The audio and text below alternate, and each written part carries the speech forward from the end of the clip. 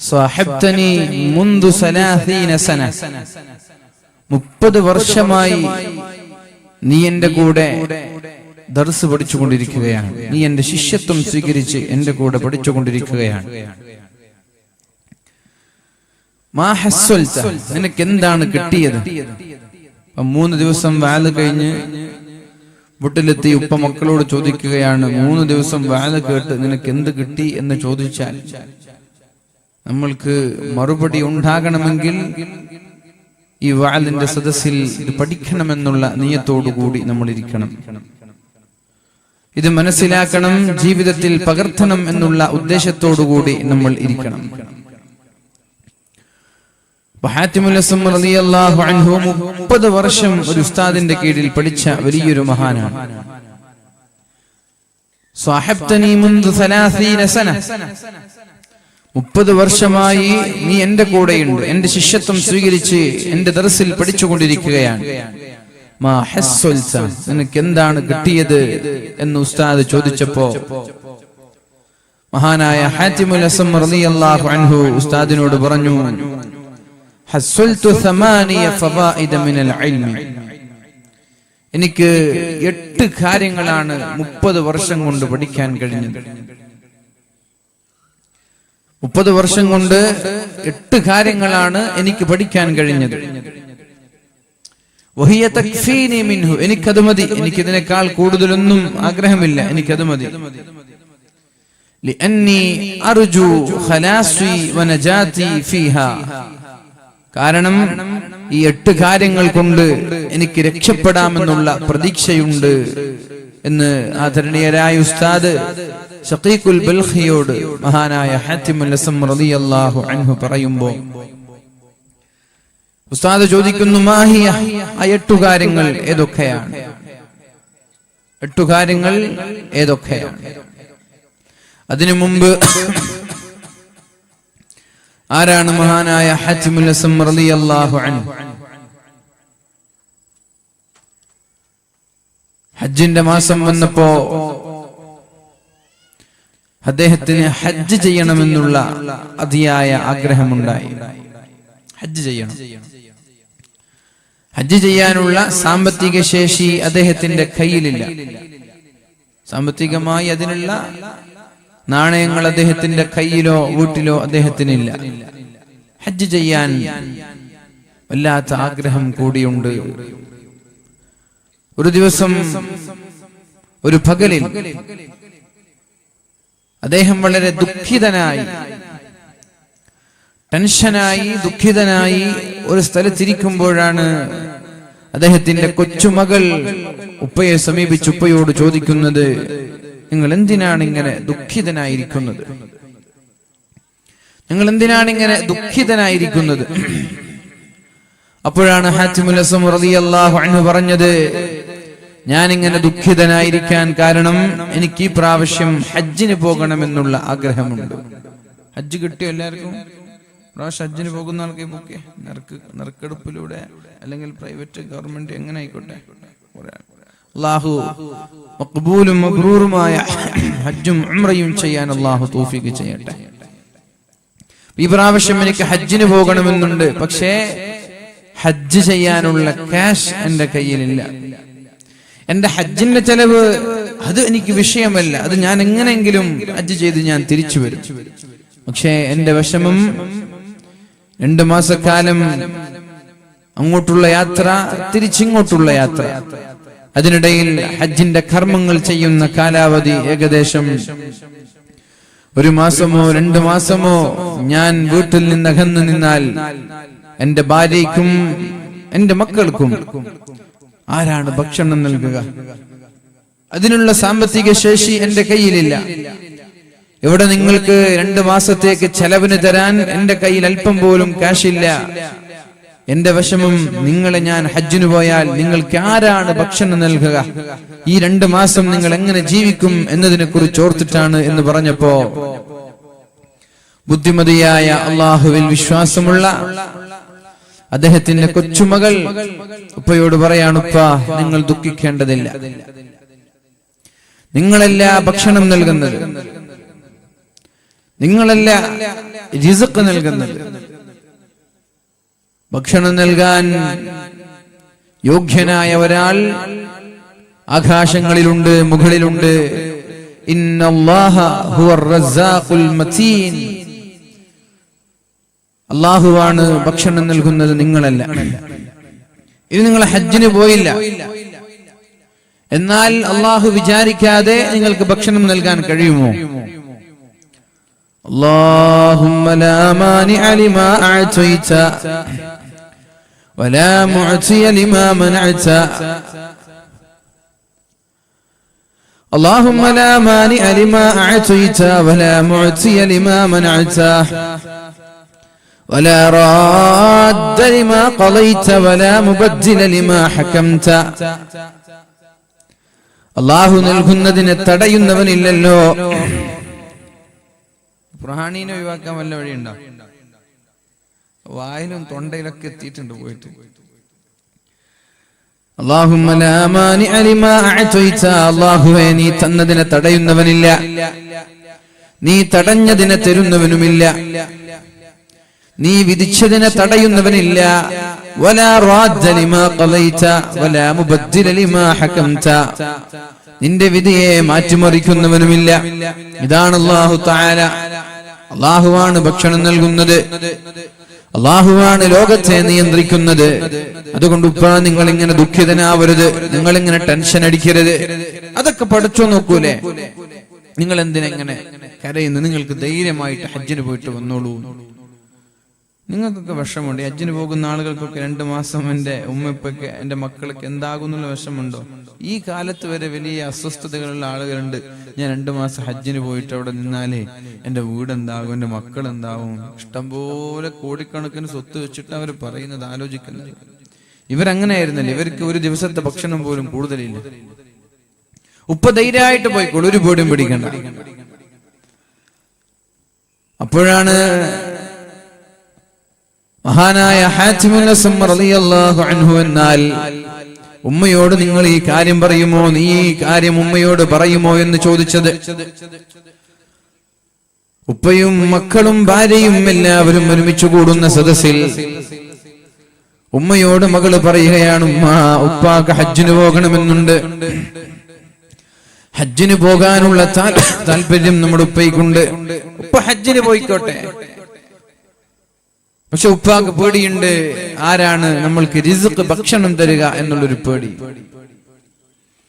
അപ്പൊ ഉമ്മ പറഞ്ഞു, ശരിയാണല്ലോ, ഇവിടെ ഭാര്യയ്ക്കും മക്കൾക്കും ഒന്നും ബാക്കി വെക്കാതെ ഉപ്പ ഹജ്ജിന് പോയാൽ നമ്മുടെ ചെലവാര നോക്കുക, നമ്മൾക്കുള്ള ഭക്ഷണം ആരാ തരിക? അങ്ങനെ പോവാൻ പറ്റൂല എന്ന് ഉമ്മ പറഞ്ഞപ്പോ മകള് പറഞ്ഞു, ഉമ്മ നിങ്ങൾ അങ്ങനെ പറയരുത്, ഉമ്മ നിങ്ങൾ അങ്ങനെ പറയരുത്. ഉപ്പ പോയിക്കോട്ടെ, ഭക്ഷണം നൽകുന്നത് അല്ലാഹുവാണ്, ഉപ്പയല്ല. എല്ലാം കാണുന്ന, എല്ലാം അറിയുന്ന, വമാ മിൻ ദാബത്തിൻ ഫിൽ അർളി ഇല്ലാ അലല്ലാഹി റിസ്ഖുഹാ. ലോകത്തുള്ള എല്ലാ വസ്തുക്കൾക്കും അല്ലാഹു റിസ്ക് നൽകുമെന്ന് പറയുമ്പോ എന്തിനാണ് ഇങ്ങനെ ഉപ്പയെ ഡിപെൻഡ് ചെയ്യുന്നത്? ഉപ്പ ഞങ്ങളുടെ കൂടെ ഉണ്ടെങ്കിൽ അല്ലാഹു ഭക്ഷണം വേണ്ട എന്ന് വിചാരിച്ചാൽ ഉപ്പയ്ക്ക് ഭക്ഷണം നൽകാൻ കഴിയുമോ എന്ന് കൊച്ചുമോൾ ഉമ്മയോട് ചോദിക്കുകയാണ്. അവസാനം നിർബന്ധിതയായി ഉമ്മയും മറ്റുള്ള മക്കളും സമ്മതിച്ചു. വളരെ സന്തോഷത്തോടെ മഹാനായ ഹാത്തിമുൽ അസ്സം റളിയല്ലാഹു അൻഹു ഹജ്ജിന് പോവുകയാണ്. ഭക്ഷണം 3 ദിവസത്തെ ഭക്ഷണം വീട്ടിലുണ്ടായിരുന്നു. ഹജ്ജിന് പോയി. ഇദ്ദേഹത്തിന്റെ കയ്യിൽ ഹജ്ജിന് പോകാനുള്ള ചെലവോ കാശോ ഒന്നുമില്ല. ഇദ്ദേഹം ഹജ്ജിന് പോയി. വീട്ടിന്റെ അവസ്ഥ, 1-ാമത്തെ ദിവസം ഭക്ഷണം കഴിച്ചു, 2-ാമത്തെ ദിവസവും ഭക്ഷണം കഴിച്ചു, 3-ാമത്തെ ദിവസമാകുമ്പോ ആ വീട്ടിലുണ്ടായിരുന്ന ഭക്ഷണം തീർന്നുപോയി. പിന്നെ ഭക്ഷണമില്ല, പട്ടിണിയാണ്. എല്ലാരും വെള്ളം കുടിച്ച് അന്നത്തെ ദിവസം ചെലവഴിച്ചു. പിറ്റേ ദിവസം കൂടി ആയപ്പോ എല്ലാരും വിശന്ന് പട്ടിണി കിടന്ന് വിശപ്പ് സഹിക്കാൻ കഴിയാതെ കരയാൻ തുടങ്ങി. മറ്റുള്ള മക്കളൊക്കെ വിശപ്പ് സഹിക്കാതെ കരയുമ്പോ ഈ പൊന്നുമോള് ചിരിക്കുകയാണ്. ചെറിയ മോൾ ഹജ്ജിന് പോകാൻ വേണ്ടി സമ്മതം കൊടുത്ത മകള് ചിരിക്കുകയാണ്. അപ്പോഴാണ് ഉമ്മയും മറ്റുള്ള ജ്യേഷ്ഠത്തിമാരും ദേഷ്യപ്പെടുന്നത്. ഞങ്ങളൊക്കെ പട്ടിണി കിടക്കുമ്പോൾ ഉപ്പയെ ഹജ്ജിന് പറഞ്ഞേച്ച് നീ ഇങ്ങനെ ചിരിക്കുകയാണോ എന്ന്. ഞങ്ങളെല്ലാവരും ഇവിടെ പട്ടിണി കിടക്കുമ്പോ ഉപ്പയെ ഹജ്ജിന് പറഞ്ഞേച്ച് നിങ്ങൾ ഇങ്ങനെ ചിരിക്കുകയാണോ എന്ന്. ഉടനെ തന്നെ ആ സഹോദരി മറുപടി പറഞ്ഞതും, നിങ്ങൾ മനസ്സിലാക്കണം, അല്ലാഹുവല്ല ഭക്ഷണം നൽകുന്നത്, അല്ലാഹുവാണ് ഭക്ഷണം നൽകുന്നത്, ഉപ്പയല്ല. അന്ന് രാത്രിയായി, വെള്ളം കുടിച്ചുകൊണ്ടാണ് എല്ലാവരും കിടന്നുറങ്ങിയത്. രാത്രിയായപ്പോൾ ആ വീടിന്റെ വാതിൽ ആരോ ഒന്ന് മുട്ടുകയാണ്. വീടിന്റെ വാതിൽ ഇങ്ങനെ മുട്ടാൻ തുടങ്ങി. നോക്കുമ്പോൾ അന്നത്തെ ഖലീഫയുടെ പട്ടാളക്കാരാണത്, മൻസൂർ രാജാവിന്റെ പട്ടാളക്കാരാണത്. ഇവിടെ വല്ലതുണ്ടോ? കുടിക്കാൻ വെള്ളമുണ്ടോ? ഉണ്ട്, അതേ ഉള്ളൂ. വീട്ടിലുണ്ടായിരുന്ന മനോഹരമായ പാത്രത്തിൽ നല്ല തണുത്ത വെള്ളമെടുത്ത് പട്ടാളക്കാരന്റെ കയ്യിൽ കൊടുത്തു. പട്ടാളക്കാരൻ രാജാവായ ഖലീഫയായ മൻസൂർ രാജാവിന്റെ കയ്യിലേക്കും കൊടുത്തു. അവര് വേട്ടയാടാൻ വന്നതാണ്. വേട്ടയാടി കയ്യിലുള്ള വെള്ളം തീർന്നപ്പോ അടുത്തുള്ള വെളിച്ചം കണ്ട സ്ഥലത്തേക്ക് വെള്ളം ചോദിച്ചു വന്നതാണിവർ. മൻസൂർ രാജാവും കൂടെയുള്ള പട്ടാളക്കാരും വെള്ളം കുടിച്ചു. വയറ് നിറഞ്ഞു. സന്തോഷമായപ്പോൾ മൻസൂർ രാജാവ് ചോദിച്ചു, ഈ വീട് ആരുടെ വീടാണ്? ലിമൻ ഹാദൽ ബൈത്ത്, ഇത് ആരുടെ വീടാണ്? അപ്പൊ പറഞ്ഞു, ഇത് ഹാത്തിമുൽ അസ്വമിന്റെ വീടാണ്. സുബ്ഹാനല്ലാഹ്, ഒരു ആലിം, ഇത്രയും വലിയൊരു ആലിമിന്റെ വീട്ടിൽ നിന്ന് വെള്ളം കുടിക്കാൻ അവസരം നൽകിയ റബ്ബേ, അൽഹംദുലില്ലാഹ്. ഇത്രയും നല്ല സൂഫി വര്യനായ ഇഖ്ലാസുള്ള ഉഖ്റവിയായ ഒരു ആലിമിന്റെ വീട്ടിൽ നിന്ന് വെള്ളം കുടിക്കാൻ അവസരം നൽകിയ റബ്ബേ, അൽഹംദുലില്ലാഹ്. ഭർത്താവിടെ, ഉപ്പയുടെ ഹജ്ജിന് പോയിരിക്കുകയാണ്. ഉടനെ തന്നെ രാജാവ് തന്റെ കയ്യിലുണ്ടായിരുന്ന സ്വർണ്ണ നാണയങ്ങളെടുത്ത് ആ വീട്ടുകാർക്ക് സമ്മാനമായി നൽകി. എന്നിട്ട് കൂടെയുള്ള പട്ടാളക്കാരോട് പറയുകയാണ്, എന്നെ ഇഷ്ടപ്പെടുന്ന ആളുകൾ, എന്നെ സ്നേഹിക്കുന്ന ആളുകൾ ഞാൻ ചെയ്യുന്നത് പോലെ ചെയ്യണമെന്ന്. കൂടെയുണ്ടായിരുന്ന പട്ടാളക്കാരെല്ലാം അവരുടെ കയ്യിലുണ്ടായിരുന്ന സ്വർണ്ണ നാണയങ്ങൾ ആ വീട്ടുകാർക്ക് എറിഞ്ഞുകൊടുത്തു. അവര് പോയി. അപ്പോ ഉമ്മയും മറ്റുള്ള മക്കളൊക്കെ നല്ല ചിരിക്കാൻ തുടങ്ങി, ആഹ്ലാദഭരിതരായി. അപ്പോഴേക്ക് കൊച്ചുമോള് കരയാണ്. ഉമ്മ ചോദിച്ചു, മോളെ, ഞങ്ങൾ എല്ലാവരും പട്ടിണി കിടക്കുമ്പോൾ നീ ചിരിക്കുകയായിരുന്നു. ഇപ്പോൾ ഇതാ ഈ നാട്ടിലെ ഏറ്റവും വലിയ മുതലാളിയായി ഞങ്ങൾ മാറിയപ്പോ നീ കരയുകയാണോ? അപ്പോഴാണ് ആ ചെറിയ മോള് പറഞ്ഞതുമ്മ, ദുനിയാവിലെ ഒരു വ്യക്തി ഞങ്ങളെ നോക്കിയപ്പോൾ ഞങ്ങൾ ഏറ്റവും വലിയ മുതലാളിയായി മാറി. ദുനിയാവിലെ ഒരു വ്യക്തി, ഒരാൾ ഞങ്ങളെ നോക്കിയപ്പോ ഞങ്ങൾ വലിയൊരു മുതലാളിയായി മാറി. എന്നാൽ സർവലോക പരിപാലകനായ അല്ലാഹു നിരന്തരമായി ഞങ്ങളെ നോക്കിയാൽ ഞങ്ങളുടെ അവസ്ഥ എന്താകും? ഞങ്ങൾക്ക് വല്ല വിഷമമോ വല്ല വേദനയോ വല്ല ദുഃഖമോ നമ്മൾക്കുണ്ടാകുമോ? ഉമ്മ, അല്ലാഹുവിന്റെ നിഅമത്തോർത്തിട്ടാണ് ഞാൻ കരയുന്നത് എന്ന് പൊന്നുമോൾ തന്റെ ഉമ്മയോടും തന്റെ ജ്യേഷ്ഠത്തിമാരോടും പറയുന്നുണ്ട്. നേരെ മറിച്ച് മഹാനായ ഹാത്തിമുൽ അസ്വം റളിയല്ലാഹു അൻഹു ഹജ്ജിന് പോയിക്കൊണ്ടിരിക്കുകയാണ്, യാത്ര ചെയ്തുകൊണ്ടിരിക്കുകയാണ്. ഒരു യാത്രാ സംഘത്തിന്റെ പിന്നാലെയാണ് ഹാത്തിമുൽ അസ്വം റളിയല്ലാഹു അൻഹു ഉള്ളത്. ഹാത്തിമുൽ അസ്വം റളിയല്ലാഹു അൻഹു ഹജ്ജിന് പോയിക്കൊണ്ടിരിക്കുകയാണ്. ഹജ്ജിന് പോകുന്ന ഒരു സംഘത്തിന്റെ പിന്നാലെയാണ് ഹജ്ജിന് പോകുന്നത്. ഇതൊക്കെ നോക്കണം, അള്ളാഹു ഓരോ കാര്യങ്ങൾ ഇങ്ങനെ നിയന്ത്രിക്കുന്നത് നമ്മൾ വളരെ വ്യക്തമായിട്ട് കാണുകയാണ്. അങ്ങനെ ഹജ്ജിന് പോയിക്കൊണ്ടിരിക്കുമ്പോ അവരുടെ ഒരു സംഘത്തിന്റെ പിന്നാലെയാ പോകുന്നത്. ഒറ്റയ്ക്ക് യാത്ര ചെയ്യൽ റിസ്ക് ആണ്. ആ സംഘത്തിലെ മുതിർന്ന ഒരാളെ എന്തോ ഒരു വസ്തു, വിഷമുള്ള വസ്തു കടിക്കുകയും അവരുടെ വിഷം ശരീരത്തിലേക്ക് കയറി ബോധം കെട്ട് വീഴുകയും ചെയ്ത ഒരു സാഹചര്യമുണ്ടായി. അവര് പല പച്ചമരുന്നുകളും കൂട്ടത്തിലുണ്ടായിരുന്ന വൈദ്യന്മാരെ കൊണ്ടൊക്കെ ചികിത്സിച്ചു നോക്കി. അപ്പോ ഹാത്തിമുൽ അസ്സം റളിയല്ലാഹു അൻഹു അദ്ദേഹം പിന്നിലുണ്ട്. ആ സംഘത്തിലുള്ള ഒരാൾ ബോധം കെട്ട് അബോധാവസ്ഥയിലാണ്. പല ആളുകൾ പല രീതിയിൽ പരീക്ഷിച്ചു നോക്കി. അപ്പോഴാണ് ആ സംഘത്തിലെ ഒരാൾ പറയുന്നത്, നമ്മുടെ ഈ സംഘത്തിന്റെ പിന്നാലെ വലിയൊരു സൂഫി വര്യനുണ്ട്, അദ്ദേഹത്തിന്റെ പേര് ഹാത്തിമുൽ അസ്സം എന്നാണ്, അദ്ദേഹത്തെ കൊണ്ടൊന്ന് മന്ത്രിച്ചോദിയാലോ. ആയിക്കോട്ടെ. മഹാനായ ഹാത്തിമുൽ അസ്സം റളിയല്ലാഹു അൻഹു തന്റെ സംഘത്തിലുണ്ടായിരുന്ന ആ ഒരു പ്രമുഖനായ വ്യക്തിയെ മന്ത്രിച്ചൊന്ന് ഊതിയപ്പോ ആ വ്യക്തിക്കും ശിഫ ലഭിക്കുകയുണ്ടായി, ശമനം ലഭിക്കുകയുണ്ടായി. അതിന്റെ സന്തോഷത്താൽ ആ വ്യക്തി ഉടനെ തന്നെ ഒരു തീരുമാനമെടുത്തു. എന്റെ ഈ രോഗത്തിന് ശമനം നൽകിയ, എന്റെ ഈ രോഗത്തെ മന്ത്രിച്ചൂതി ശിഫ നൽകിയ ഹാത്തിമുൽ അസ്സമിന്റെ ഹജ്ജിന് പോയി തിരിച്ചു വരുന്നത് വരെയുള്ള എല്ലാ ചെലവുകളും ഞാൻ ഏറ്റെടുത്തിരിക്കുകയാണ്. ഇപ്പൊ രണ്ട് കാര്യം എന്തായി? ഹജ്ജിന് പോയത് വെറും കൈയോടെയാണ്. ആരെ പരമേൽപ്പിച്ചിട്ടാ പോയത്? അള്ളാഹുവിനെ പരമേൽപ്പിച്ചിട്ട്. വീട്ടുകാരേൽപ്പിച്ചിട്ടാ പോയത്? അള്ളാഹുവിനെ പരമേൽപ്പിച്ചിട്ട്. അള്ളാഹു ഏറ്റെടുക്കുകയാണ്. അല്ലേ? ശ്രദ്ധിക്കുന്നുണ്ടോ? അവിടെ ഉണ്ടോ? വീട്ടുകാരെ അള്ളാഹുവിനെ ഏൽപ്പിച്ചു പോയി. അള്ളാഹു അവിടേക്ക് ആളെ പറഞ്ഞയച്ചു. അവരുടെ ചെലവിന് ആവശ്യമുള്ള ക്യാഷ് നൽകി. ഹജ്ജിന് പോകുമ്പോ കയ്യിലൊന്നുമില്ല, ആരേൽപ്പിച്ചിറങ്ങിയത്? അള്ളാഹുവിന്. അവിടെയും അള്ളാഹു ഒരു പരിഹാരം കാണിച്ചു കൊടുത്തു. ഓർക്കണം, നമ്മൾ മഹാനായ ഇബ്രാഹിം നബി അലൈഹിസ്സലാം വിജനമായ സ്ഥലത്ത് ആരാരുമില്ലാത്ത മക്കയുടെ പാറക്കെട്ടുകൾക്കിടയിലാണ് മഹദിയായ ഹാജർ ബീവിയെയും ഇസ്മായിൽ നബി അലൈഹിസ്സലാമിനെയും തനിച്ച് താമസിപ്പിച്ച് തിരിച്ചു വരുന്നത്. ആരുമില്ല, ഒരു പക്ഷിയില്ല, പറവയില്ല, പച്ചപ്പില്ല, ഒന്നുമില്ല. ربنا إني أسكنت من ذريتي بواد غير ذي ذرع. കൃഷിയില്ലാത്ത, പറവകളില്ലാത്ത, മനുഷ്യന്മാരില്ലാത്ത വിജനമായ ഒരു സ്ഥലത്ത് ഞാൻ എന്റെ ഭാര്യയെയും എന്റെ പിഞ്ചുമക്കളെയും ഞാൻ അവിടെ താമസിപ്പിച്ചത് റബ്ബനാ ലിയുഖീമുസ്സലാഹ്, അവർ നിസ്കാരം നിലനിർത്താൻ വേണ്ടിയിട്ടാണ്.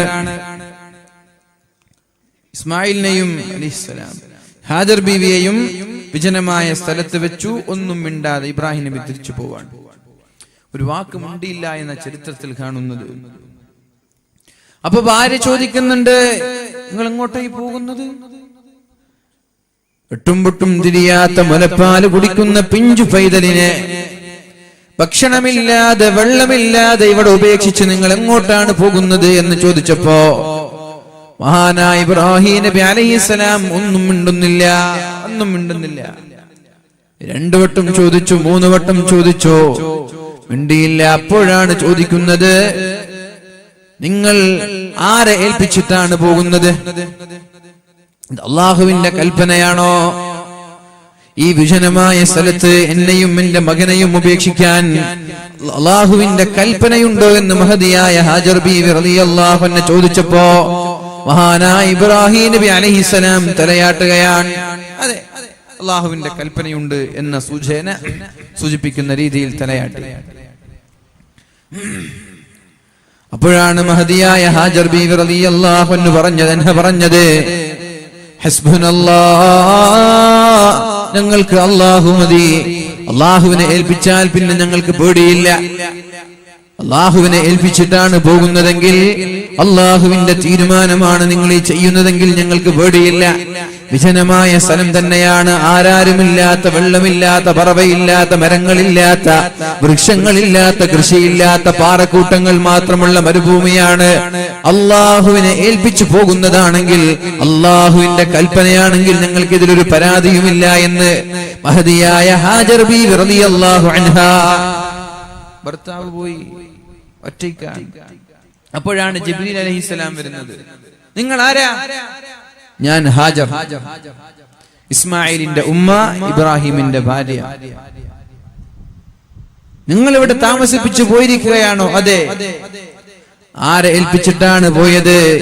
ഇലാ മൻ വക്കലകുമാ, നിങ്ങളെ ആരെ ഏൽപ്പിച്ചിട്ടാണ് നിങ്ങളുടെ ഭർത്താവ് പോയത് എന്ന് ചോദിച്ചപ്പോ മഹദിയായ ഹാജർ ബീവി റളിയല്ലാഹു അൻഹ പറഞ്ഞത് ഇലല്ലാഹ്, അല്ലാഹുവിനെ ഏൽപ്പിച്ചിട്ടാണ് പോയത്, അല്ലാഹുവിനെ ഏൽപ്പിച്ചിട്ടാണ് പോയത്.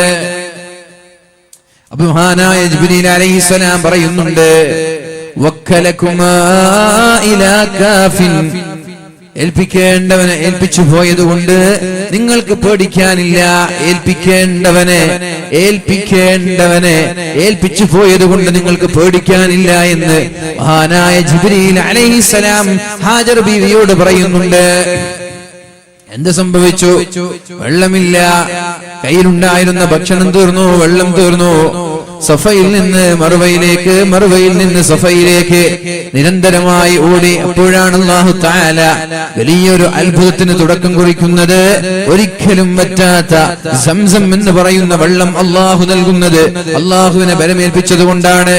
പിന്നെയാണ് അവിടെ പച്ചപ്പുണ്ടായത്, പിന്നെയാണ് അവിടെ കൃഷിയുണ്ടായത്, പിന്നെയാണ് അവിടെ പറവകൾ ഉണ്ടായത്, പിന്നെയാണത് വലിയ നാഗരികതകൾ നിറഞ്ഞു നിൽക്കുന്ന പട്ടണമായി മാറിയത്, ലോകം ഉറ്റുനോക്കുന്ന പട്ടണമായി മാറിയത്.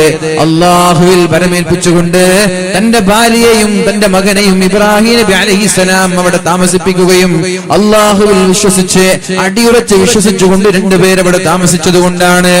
അല്ലാഹുവിലുള്ള അചഞ്ചലമായ വിശ്വാസം നമ്മൾക്ക് എന്നും കരുത്താണ്. തോൽക്കാതെ നെഞ്ചുറപ്പോടെ പതറാത്ത പാദത്തോടെ വളരെ ഊർജ്ജസ്വലരായി മുന്നേറാൻ നമ്മൾക്കുള്ള കരുത്ത് അല്ലാഹുവിലുള്ള അചഞ്ചലമായ വിശ്വാസമാണ്. പരിശുദ്ധ റസൂലുള്ളാഹി സ്വല്ലല്ലാഹു അലൈഹി വസല്ലമ തങ്ങൾ പറയുന്നുണ്ട്, വീട്ടിൽ നിന്നിറങ്ങുമ്പോൾ ഒരാൾ ബിസ്മില്ലാഹി തവക്കൽതു അലല്ലാഹ് ലാ ഹൗല വലാ ഖുവത ഇല്ലാ ബില്ലാഹ്, അല്ലെങ്കിൽ ബിസ്മില്ലാഹി തുക്ലാനു ഇലല്ലാഹ്, അല്ലാഹുവിനെ ബലമേൽപ്പിച്ചിട്ടാണ് ഞാൻ പോകുന്നത് എന്ന അർത്ഥമുള്ള ബിസ്മില്ലാഹി തവക്കൽതു അലല്ലാഹ് എന്ന് പറഞ്ഞ് ഒരാൾ വീട്ടിൽ നിന്നിറങ്ങിയാൽ അയാളെ ശല്യം ചെയ്യാൻ വേണ്ടി ഇറങ്ങി വരുന്ന പിശാചുക്കളോട് മറ്റുള്ള പിശാചുക്കൾ പറയുമത്രേ, അദ്ദേഹത്തെ നീ അറ്റാക്ക് ചെയ്യാൻ, അദ്ദേഹത്തെ നീ വഴിപിഴപ്പിക്കാൻ വേണ്ടി പോവുകയാണോ? കുഫീത വവുഖീത, ഈ മനുഷ്യൻ അല്ലാഹുവിന്റെ സംരക്ഷണത്തിലാണ് എന്ന് മലക്ക് പറയുമെന്ന് പരിശുദ്ധ റസൂലുള്ളാഹ്. ബിസ്മില്ലാഹി തവക്കൽതു അലല്ലാഹ് എന്ന് പറഞ്ഞു വീട്ടിൽ നിന്നിറങ്ങുന്ന വ്യക്തിയോട് കുഫീത വവുഖീത, നീ അല്ലാഹുവിന്റെ സംരക്ഷണത്തിലാണെന്ന് അല്ലാഹുവിന്റെ മലക്കുകൾ പറയും. എന്നിട്ട് ഇയാളെ വഴിപിഴപ്പിക്കാൻ വേണ്ടി ഏതെങ്കിലും പിശാച് ഇറങ്ങി വന്നാൽ മറ്റുള്ള പിശാചുകൾ ചോദിക്കുമത്രേ, കൈഫ ബിറജുലിൻ ഖദ് വുഖിയ വകുഫിയ, അല്ലാഹുവിന്റെ സംരക്ഷണം ഏൽപ്പിക്കപ്പെട്ട, അല്ലാഹു സംരക്ഷിക്കുന്ന ഒരാളെ എങ്ങനെയാണ് നിങ്ങൾക്ക് വഴിപിഴപ്പിക്കാൻ കഴിയുന്നത് എന്ന് പിശാചുക്കളോട് മറ്റുള്ള പിശാചുക്കൾ ചോദിക്കുമെന്ന് ഹദീസുകളിൽ കാണാം. അചഞ്ചലമായ വിശ്വാസം, അല്ലാഹുവിലുള്ള അചഞ്ചലമായ വിശ്വാസം നമ്മൾക്ക് വലിയ കരുത്താണത്. അത് വിജയത്തിന്റെ കോണിപ്പടിയാണ്. വിജയത്തിലേക്ക് മുന്നേറാൻ ആഗ്രഹിക്കുന്ന ആളുകൾ അവരുടെ മനസ്സിൽ എന്നും അവർ കുറിച്ചു വെക്കേണ്ടത് അല്ലാഹുവിലുള്ള വിശ്വാസം, യഖീൻ മഹ്കം, അല്ലാഹുവിലുള്ള ദൃഢവിശ്വാസമാണ്. ആ ഒരു വിശ്വാസത്തിന്റെ ഉടമകളായിരുന്നു മഹാന്മാരായ പൂർവസൂരികളായ സലഫ് സാലിഹീങ്ങളായ താബീങ്ങളും അസ്ഹാബുകളൊക്കെ. ഇതേ മഹാനായ ഹാത്തിമുൽ അസ്മ റളിയല്ലാഹു അൻഹു 30 വർഷക്കാലം തന്റെ ഉസ്താദിന്റെ പക്കത്ത് നിന്ന് പഠിച്ച് ശിഷ്യത്വം സ്വീകരിച്ച് ഒരു ദിവസമാണ് ഉസ്താദ് ചോദിക്കുന്നത്, 30 വർഷമായല്ലോ ഞാൻ നിന്നെ പഠിപ്പിക്കാൻ തുടങ്ങിയിട്ട്, എന്താണ് നീ എന്നിൽ നിന്ന് നേടിയത് 30 വർഷം കൊണ്ട്, എന്താണ് സമ്പാദിച്ചത് എന്ന് ചോദിച്ചപ്പോ മഹാനായ ഹാത്തിമുൽ അസ്മ പറയുന്ന മറുപടിയാണ്, നമ്മൾക്ക് ഇന്നിവിടെ ചർച്ച ചെയ്യാനുള്ളത് 8 കാര്യങ്ങളാണ് ഉസ്താദെ ഞാൻ പഠിച്ചത്, 8 കാര്യങ്ങളാണ്. അത് മതി എനിക്ക് വിജയിക്കാൻ, അത് മതി നമ്മൾക്ക് എല്ലാവർക്കും വിജയിക്കാൻ. ഈ 8 കാര്യങ്ങൾ നമ്മുടെ ജീവിതത്തിൽ ഉണ്ടായാൽ അത് വിജയിക്കാനുള്ള വഴികളാണ്. ഒന്നാമത്തേത്, ഇന്നി നളർതു ഇലൽ ഖൽഖി ഫറഅയ്തു ലികുല്ലി മിൻഹും മഹബൂബ, ഞാൻ സൃഷ്ടികളെ നോക്കുകയുണ്ടായി, ജനങ്ങളിലേക്ക് ഞാൻ നോക്കുകയുണ്ടായി. ലികുല്ലിൻ മിൻഹും മഹബൂബ, എല്ലാ ആളുകൾക്കും ഓരോ സ്നേഹിതന്മാരുണ്ട്, കാമുകന്മാരുണ്ട്, കാമുകിമാരുണ്ട്, പ്രണയിനികളുണ്ട്, പ്രാണനുണ്ട്. ഈ ലോകത്തുള്ള എല്ലാ വ്യക്തികൾക്കും സ്നേഹിക്കുന്ന ഓരോ ആളുകളുണ്ട്. വമഅശൂകൻ യുഹിബ്ബുഹു, സ്നേഹിക്കുന്ന ഒരു കാമുകൻ, ഒരു സ്നേഹിതനുണ്ട്. വബഅലു ദാലികൽ മഹബൂബി യുസാഹിബുഹു ഇലാ മറദിൽ മൗതി, എന്നാൽ ഇവര് സ്നേഹിക്കുന്ന ചങ്ങാതിമാര്, ഇവര് സ്നേഹിക്കുന്ന സ്നേഹിതന്മാരിൽ ചില ആളുകൾ ഇയാളുടെ മരണം വരെ ഇയാളുടെ കൂടെ ഉണ്ടാകും. മറദുൽ മൗത്ത്, മരണം വരെയല്ല, മരണാസന്നമായ രോഗം വരെ, മറദുൽ മൗത്ത് വരെ. വബഅലുഹു യുസാഹിബുഹു ഇലാ ശഫീരിൽ ഖബരി, ചില ചങ്ങാതിമാര്, ചില സ്നേഹിതന്മാര് ഇയാളുടെ കൂടെ മരണസമയത്ത് കൂടെ നിന്നിട്ട് ഇയാളെ കുളിപ്പിച്ച്, ഇയാളെ ജനാസ, മയ്യത്ത് കട്ടിലിൽ ജനാസ വെച്ച്, മയ്യത്ത് കട്ടിൽ ചുമന്നു കൊണ്ടുപോയി പള്ളിയിൽ വെച്ച് നിസ്കരിച്ച് ഖബറിൽ വെച്ച് മറമാടുന്നത് വരെ ഇയാളുടെ ചില ചങ്ങാതിമാർ, ഇയാളുടെ ചില സ്നേഹിതന്മാർ അയാളുടെ കൂടെ ഉണ്ടാവാറുണ്ട്. പിന്നെ എല്ലാവരും മടങ്ങും. ഏത് ചങ്ങാതിയായാലും എത്ര വലിയ സ്നേഹിതനായാലും ഖബറിന്റെ അടുത്തേക്ക് വരെ പോകും. ഖബർ കഴിഞ്ഞാൽ, മറമാടിക്കഴിഞ്ഞാൽ, മിൻഹാ ഖലഖനാകും, ഇതിൽ നിന്നാണ് നിന്നെ സൃഷ്ടിച്ചത്, ഇതിൽ നിന്നാണ് ഇതിലേക്കാണ് നിന്നെ മടക്കുന്നത്, ഇതിൽ നിന്നാണ് നിന്നെ തിരിച്ച് പുനർജന്മം നൽകുന്നത് എന്നർത്ഥമുള്ള മിൻഹാ ഖലഖനാകും വഫീഹാ നുഈദുകും വമിൻഹാ നുഖ്രിജുകും താറത്തൻ ഉഖ്റാ എന്നിങ്ങനെ പറഞ്ഞ് ഒരുപടി മണ്ണ് വാരി എല്ലാ ചങ്ങാതിമാരും ഖബറിൽ നിന്ന് തിരിച്ചു പോകുമെന്നുള്ള ചിന്ത എനിക്കുണ്ടായി. ഞാൻ 30 വർഷം പഠിച്ചിട്ട് എനിക്ക് മനസ്സിലായ ഒന്നാമത്തെ യാഥാർത്ഥ്യം ഇതാണ്. എന്ത്? എല്ലാവർക്കും ചങ്ങാതിമാര്, സ്നേഹിതന്മാരുണ്ട്. ചങ്ങാതിമാര്, സ്നേഹിതന്മാരില്ലാത്ത ആരെങ്കിലും ഉണ്ടോ? ഫ്രണ്ട്സ് മീൻസ് നമ്മുടെ മക്കള്, ഭാര്യ, ഭർത്താവ്, ചങ്ങാതിമാർ, കുടുംബക്കാർ, നാട്ടുകാർ, ആരോ ആവട്ടെ, നമ്മൾ സ്നേഹിക്കുന്ന ആളുകൾ, നമ്മൾ നമ്മുടെ ആത്മാർത്ഥമായി സ്നേഹിക്കുന്ന ആളുകൾ, അവരിൽ ചില ആളുകൾ നമ്മുടെ മരണം വരെ നമ്മുടെ കൂടെ ഉണ്ടാകും. മരിച്ചു കഴിഞ്ഞാൽ അവർ പോകും. ചില ആളുകളോ മരിച്ച് ഖബറിൽ വെക്കുന്നത് വരെ നമ്മുടെ കൂടെ ഉണ്ടാകും. ഖബറിൽ വെച്ച് മറമാടി എല്ലാവരും തിരിച്ചു പോകും.